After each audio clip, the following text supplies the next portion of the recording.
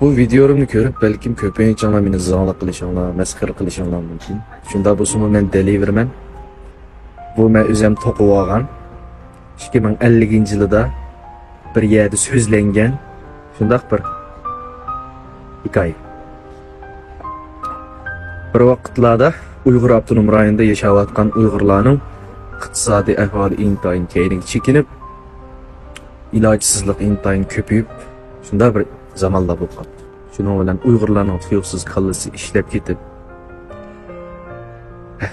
10 necha million Uyg'ur har birisiga choy o'ynagandek bir so'mdan aylantirib 2 yil ichida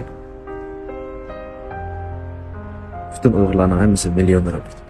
Hatta Yahudi, Saudi ladınma iş bitdi.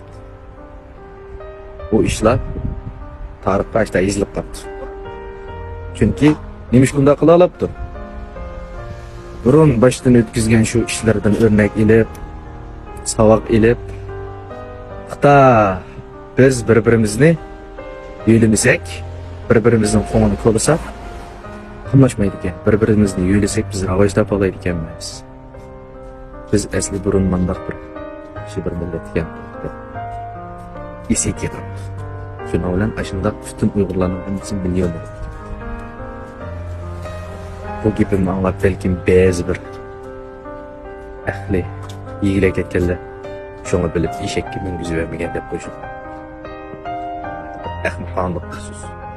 Amaliyotda bu ish hamon bir kun yuz berdi. Hamon bir kuni bütün odamlarning qalbisiga o'tadi. O'tdi 3 ay, 4 ay ichida. Fulon bo'lsinmi? Oqqani. Gapimni qo'llaydiganlar, bu belgisini besib qo'ysanglar alam bo'ldi.